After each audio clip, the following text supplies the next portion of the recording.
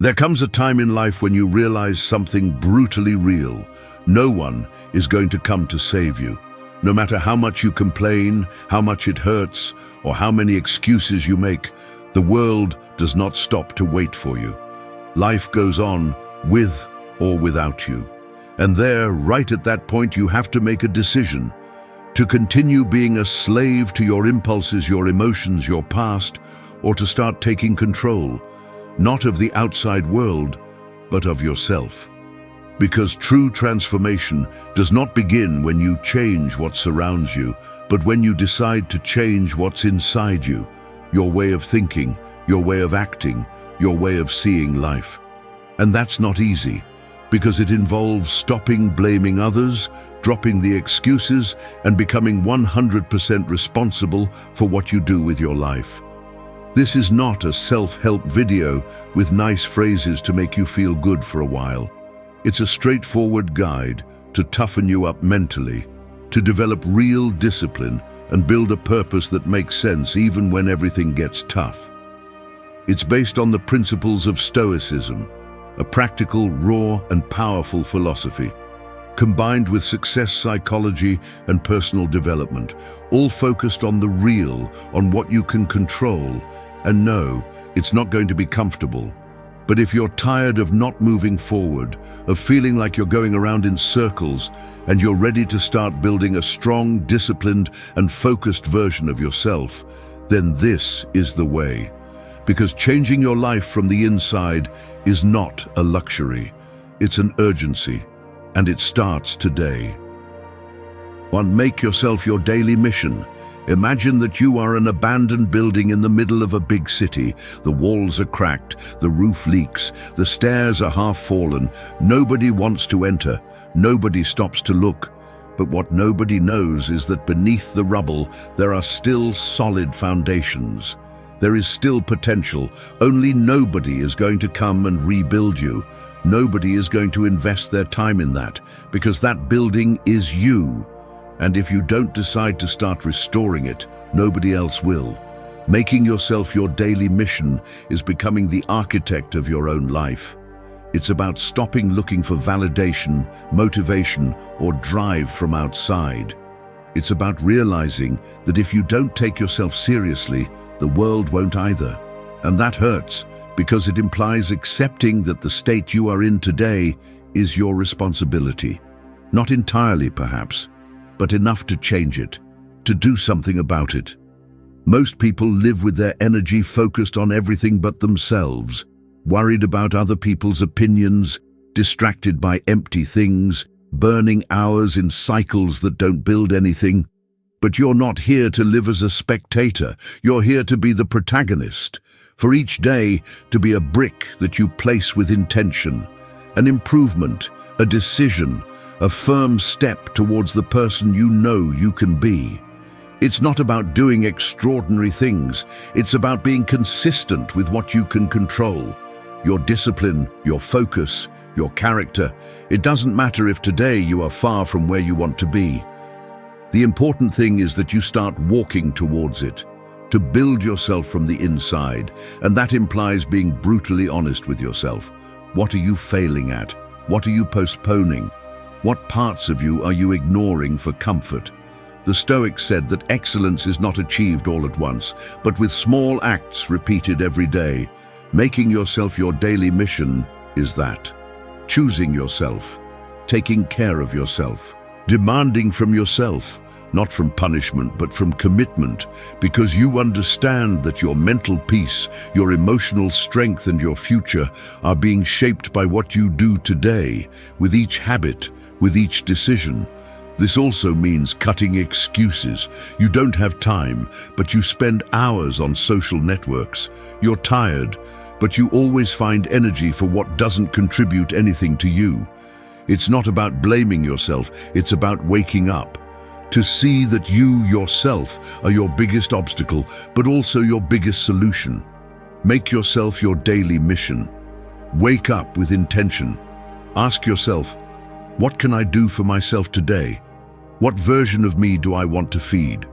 Where can I be stronger, wiser, more aware? You don't have to do everything in one day. You just have to do it every day. Because if you're okay, everything else starts to fall into place.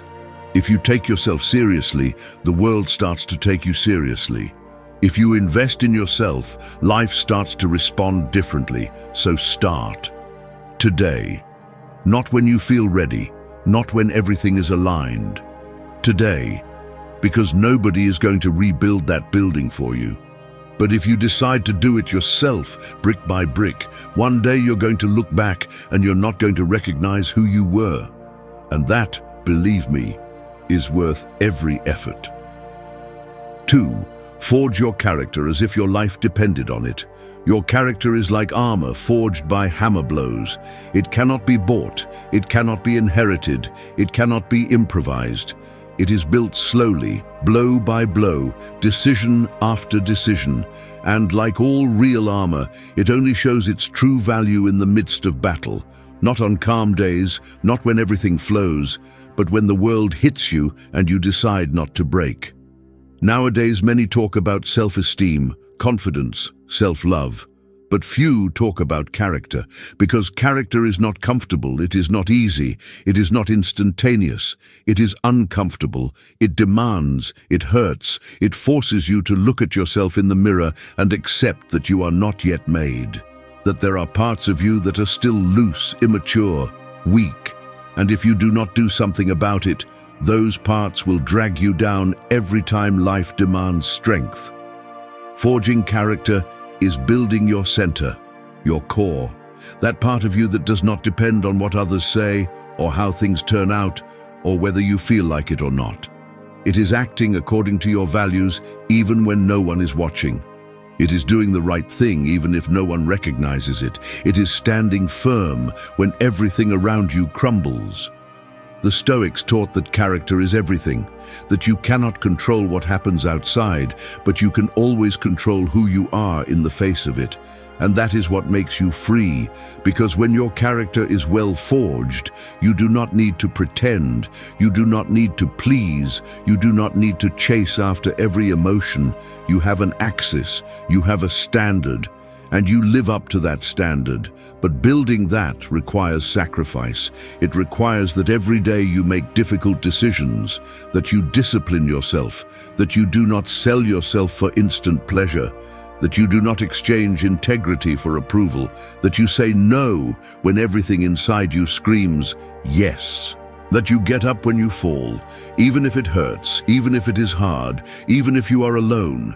Your character is your reputation with yourself. And if you do not strengthen it, if you do not work on it, you will break at the first serious problem. Because without character, you are fragile. You are controlled by emotions, criticism, fear, comfort. But with character, you can resist. You can stay true to yourself, even when everything else changes. And make no mistake, this world does not reward those who complain, nor those who expect eternal understanding. It rewards those who take responsibility, those who learn to endure pain without becoming cruel, those who use adversity as training, as a hammer.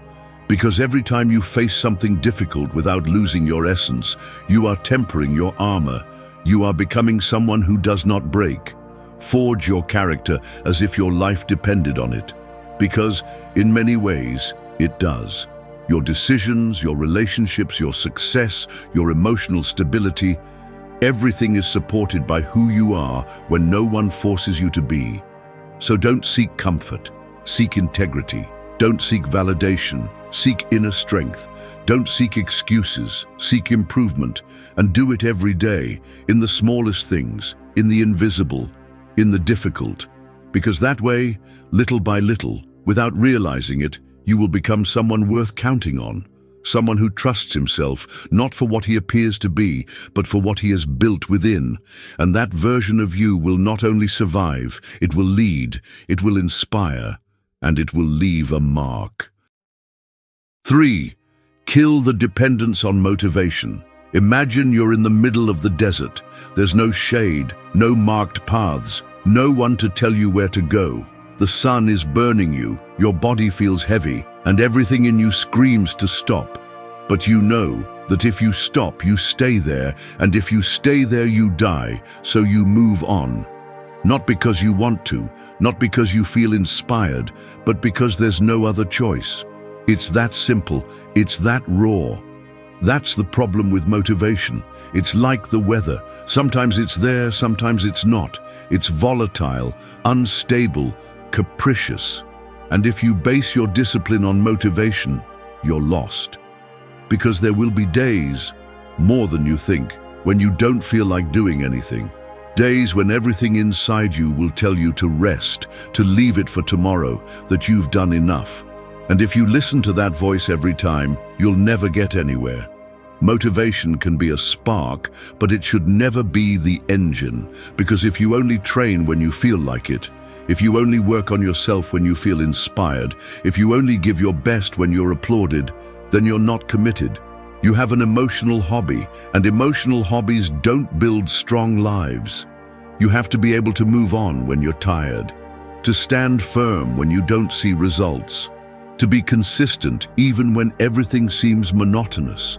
That's discipline, that's real character, and that's what separates those who achieve lasting changes from those who only live trapped in cycles of starting strong and giving up halfway. Killing your dependence on motivation doesn't mean becoming a machine. It means becoming someone reliable, especially for yourself. Someone who does what they need to do, not what they feel like doing. Because you understand that your goals are not achieved with fleeting impulses, but with repeated actions, day after day, even if it hurts, even if no one notices, even if no one acknowledges it. Think of an athlete who trains in the rain, without an audience, without cameras, without awards. Think of the writer who writes hundreds of pages before anyone reads a single one. Think of the entrepreneur who works in silence while others sleep.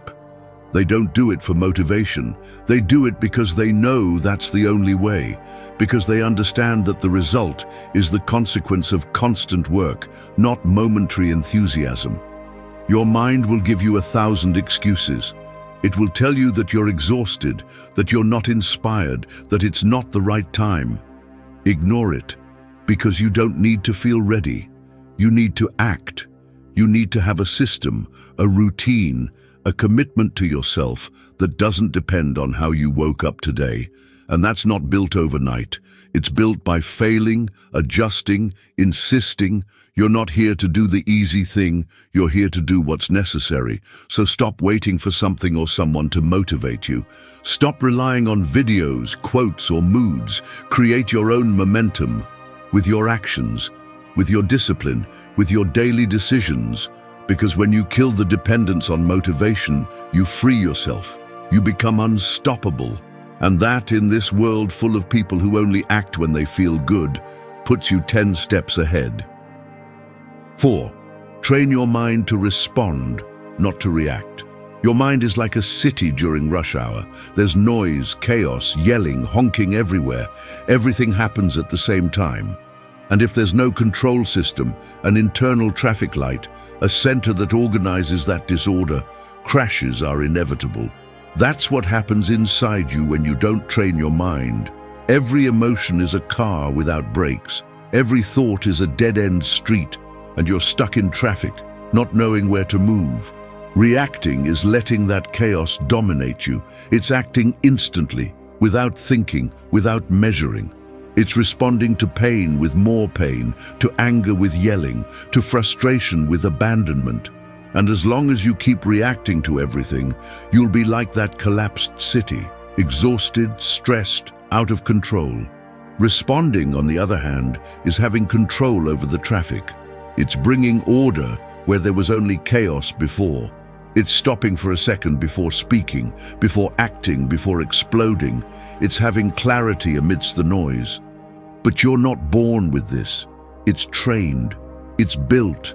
It requires daily practice.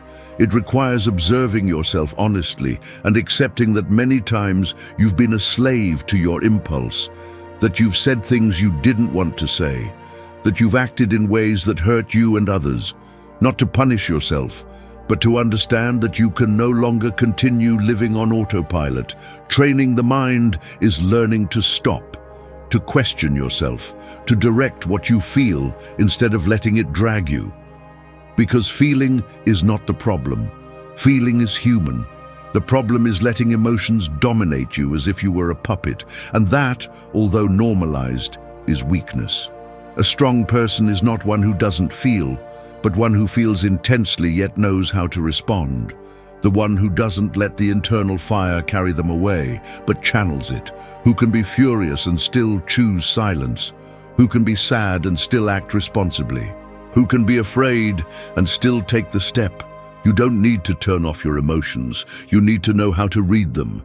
You need to use anger as a signal that something needs to be corrected, not as an excuse to destroy. You need to use sadness as an opportunity to reflect, not as a justification to give up. You need to see fear as a mirror of what is worth facing. This kind of control doesn't come from a book or a nice phrase on social media. It comes from discipline, from speaking to yourself firmly when your mind wants to run away, from stopping when everything in you wants to attack, from not responding to fire with more fire, but with direction. Every time you choose to respond instead of react, you're growing, you're becoming stronger. You're building the version of you that doesn't break at the first blow, the version that knows how to observe, process, and decide consciously. The version that doesn't need to yell to show power, nor explode to feel like it has a voice. There's no internal transformation without mental control. You can have goals, talent, motivation, but if you don't know how to control your emotions, all of that can be lost in a second. The disordered mind is the first enemy, but a trained mind is your most powerful weapon. Choose control, choose order, choose to respond with wisdom, even though the easy thing is to let yourself be carried away. Because when you master that instant before acting, you're changing everything. And that is real strength. 5. Destroy your addiction to the easy. The easy path is like a sunken couch in a dark room. At first it's comfortable, it feels good, it softly traps you, making you believe you're resting. But the more time you spend there, the harder it gets to get up. Until one day you can't. Your muscles are weak, your mind is numb, and your will broken. That's what constant comfort does. It silently destroys you. Today, more than ever, we are surrounded by shortcuts. Fast food, instant entertainment, effortless rewards. Everything is designed to give you pleasure now, without you having to earn it. And that sounds tempting, of course, but it comes at a price. The price is your energy, your ambition, your discipline. Every time you choose the easy, you're choosing to be weaker. The mind quickly gets used to comfort. And when it does, it starts to resist anything that requires effort, focus, or sacrifice. That's why it hurts to get up early. That's why it's hard to say no to immediate pleasure. That's why it's so hard to maintain consistency, not because you're incapable, but because you've become addicted to the easy. Breaking with this is not just a change of habits. It's a direct battle against your belief system, because you have to stop seeing discomfort as an enemy. You have to start seeing it as a teacher. The pain of effort, the discomfort of change, the fatigue of hard work. All of this is part of the process of becoming strong. No one grows in their comfort zone. No one. Every time you choose the hard path, the one that doesn't feel good, the one that demands, the one that hurts, you're training your mind. You're telling it, I'm in charge here, not my impulses. And with every uncomfortable decision you make, you become more resilient, more focused, stronger. It's not about living in suffering. It's about choosing what strengthens you instead of what just entertains you. It's about trading instant pleasure for real progress. Because the easy gives you relief now, but sends you the bill later. And the hard costs you today, but pays you with results that are worth it. Look at your life with brutal honesty. How many times do you choose the easy and then regret it? How many times do you let yourself be carried away by laziness, by distraction, by the most comfortable excuse? How many times do you know what you should do, and yet you do the opposite, just because it costs less? There is no growth without discomfort. There is no freedom without sacrifice, and there is no strength without discipline. Therefore, if you really want a different life, if you want to look in the mirror and respect what you see, you have to destroy that addiction. You have to go against what your body and mind ask for when they want to give up. You have to get up when you don't feel like it. Keep going when you're tired. Choose what's hard. Do it every day. In small things, in big things. Don't take the elevator if you can climb stairs. Don't order food if you can cook. Don't avoid difficult conversations if you know they're necessary. Don't expect life to be softer with you. Make yourself stronger. The difference between an ordinary person and an unstoppable person is not talent, nor luck, nor motivation. It's the will to do the hard thing when no one sees it, when no one demands it, when your whole body asks you to stop. That's the mark of those who move forward, of those who rise above average. Choose the hard, break the mold, destroy that addiction to the easy before it destroys your potential. 6. Treat yourself as your best investment. You're like a high-performance factory designed to produce something unique, your best version. You have powerful machinery, mind, body, energy, will, but if you don't maintain it, if you don't give it the right fuel, if you don't do constant maintenance, that factory rusts, slows down, becomes inefficient, and ends up producing mediocrity instead of greatness. That's what happens when you don't treat yourself as your best investment. You let your potential rust from negligence, from habit, from comfort. And the worst part is that you don't even realize it, because the deterioration doesn't make noise. It's slow, silent. It starts with a, "It's okay if I don't train today," continues with a, "It's just one more day eating poorly," and ends with years of neglect disguised as, "I'm fine like this." But you're not okay if you're not growing. You're not okay if you're settling. You're not okay if your energy is wasted on things that don't build you. Treating yourself as your best investment is deciding that your mind and body are sacred ground, not because you're more than anyone else, but because you know that if you don't take care of yourself, no one else will do it for you. Ask yourself, how are you treating yourself? Are you feeding your mind with content that strengthens you, or just with empty distractions? Are you respecting your rest, or do you exchange it for meaningless hours in front of a screen? Are you training your body to resist life, or just using it as passive transport for your routine? Investing in yourself is not an act of vanity. It's an act of vision. It's understanding that what you do today, or what you don't do, will bill you tomorrow. And that bill can come in the form of frustration, chronic fatigue, low self-esteem, missed opportunities. Everything you neglect today, you'll pay for later, but everything you cultivate today, you'll reap with compound interest. Every book read, every workout completed, every tough decision made with discipline is a share in the stock of your personal growth. And that investment, unlike money, never depreciates. Because when you grow, everything you touch improves. Your relationships, your focus, your problem-solving ability, your vision of the future, everything. The Stoics spoke of temperance and self-discipline as fundamental virtues, not because it was nice to say it, but because they understood that a life without control over oneself is a wasted life, and there's no possible control if you don't even give yourself the basic respect of taking care of yourself, demanding more from yourself, and raising your standards. Don't wait to feel motivated. Don't wait until everything hurts to start training. Don't wait to hit rock bottom to change your habits. Start now, with what you have, where you are.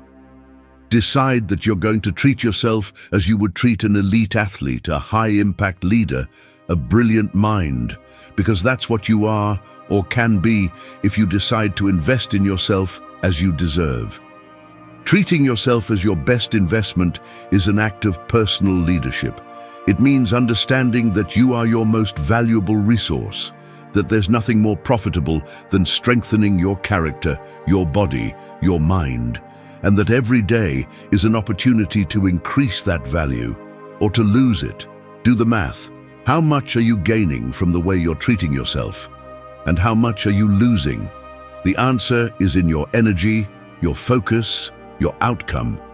And if you don't like what you see, change the strategy. Start investing, not spending, because you're not an expense. You're an investment with infinite return if you have the courage to take care of it. 7. Visualize as if your life depended on that mental movie. Your mind is a projector, and every day it's playing a movie. Sometimes it's a horror story, failures, doubts, insecurity, rejection. Sometimes it's a cheap comedy, distraction, passivity, sarcasm towards life. But rarely is it an epic film, the kind that inspires you, that makes you act, that reminds you of what you're made of. And it's not because you can't create it, it's because you're not directing it. Visualizing is not a mental game or a fantasy for dreamers. It's a training, it's a tool, it's the anticipated script of your life.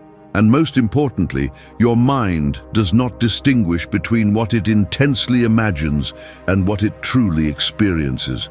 What you repeat in your head, you turn into belief, and what you believe, you end up living. That's why it's urgent that you take control of the projector, that you turn off that mediocre movie where you always give up, where nothing goes right, where the days pass meaninglessly, and that you start projecting something worthwhile, something so clear, so sharp, and so powerful that it gives you real reasons to act. Not tomorrow, today. Visualize as if your life depended on that mental movie, because in a certain sense it does. If every day you see a weak, lost, lazy, or confused you, that's what you're going to reinforce. But if every day you see someone disciplined, determined, awake, you're not only going to desire it, you're going to seek it, because what you constantly see becomes your standard. This is not toxic positivity. It's not about closing your eyes and dreaming big without lifting a finger. It's about building a mental image so strong that it forces you to act, an image that demands you to step up, that makes you uncomfortable if you're wasting time, that screams in your face when you're about to give up. Elite athletes visualize every move before they go out to compete. Effective leaders see the result in their head before taking the first step, because they know that the mind needs direction. If you don't give it one, it takes you by inertia, by habit, by fear, by the known. And the known is often what's silently killing you. Make it real. Close your eyes and look at yourself in detail. How do you walk? How do you talk? How do you train? How do you relate? How do you work in that superior version of you? What decisions do you make? What things do you leave behind? What makes you proud when you see yourself? Play that movie every day, not as a fantasy, but as a guide. And it's not enough to do it once. You have to repeat it until it's ingrained, until you feel it's part of you, until it hurts to fail that image you're building. Because when you see clearly what you can become, mediocrity is no longer an option. That movie is yours. You write the script, you choose the plot, you decide whether it will be an eternal drama or a story of brutal transformation. But if you don't take control, life will put anything on the screen. And the worst part is that you'll end up believing that's all you can be. Visualize with intention, with aggression, with urgency. Do it as if your life depended on it, because what you project today becomes tomorrow's reality. And if you're not the one defining that vision, someone else will do it for you. 8. Live prepared. Opportunities don't give notice. You are like a spark trapped in a matchbox. Nobody notices it, nobody sees it. But if the exact moment, the correct strike, the right friction crosses, that spark becomes fire. The problem is that many people walk through life with the box wet, broken, or empty, and when that unique moment comes, that contact that could ignite everything, there is nothing left to light. Because they didn't prepare, because they let negligence extinguish the potential, Opportunities work like this. They don't announce themselves. They don't send you an email. They don't ask for your permission. They arrive. And if you're not ready, you not only miss them, you don't even recognize them. They pass in front of you and catch you at the worst moment, asleep, disorganized, distracted. And that negligence is costly, because the doors you don't cross today may not open again tomorrow. That's why you have to live ready, not out of paranoia, out of vision. You have to understand that your moment could be just around the corner, and if you're not prepared, you won't even know how to respond. You may have the talent, the intention, the desire, but if you didn't do the previous work, all that crumbles. Because the world doesn't wait for you to feel ready. The world rewards those who already are. Living prepared is forging the habit of demanding from yourself, even when no one is watching. It's training your mind and body as if something big is about to come. Because it is. And you can't afford to be caught weak.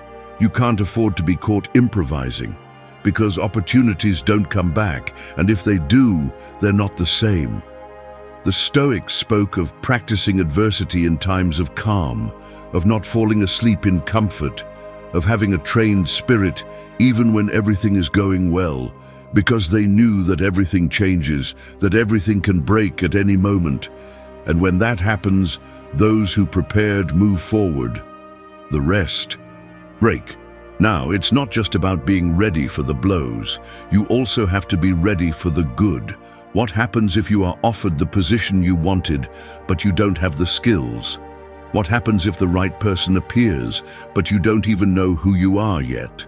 What happens if the door opens and you haven't built the legs to walk on the other side? That's why you need to raise your standard. Today, not tomorrow, not when you feel motivated. Today, you need to study more than the average demands. Train harder than your environment asks. Be more disciplined than your circle, because all that accumulates, all that puts you in position, and you don't do it out of anxiety, you do it out of responsibility, because you know you have something inside that is worth it, because you know you didn't come to survive, you came to build something big, and the big requires preparation. Every day you choose to stay on autopilot is a day that plays against you.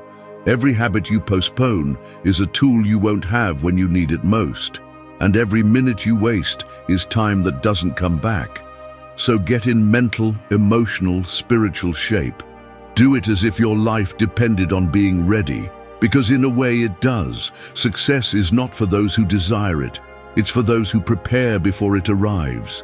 So keep the spark dry, sharpen the mind, strengthen the body, clarify the purpose, because one day, without warning, everything is going to align.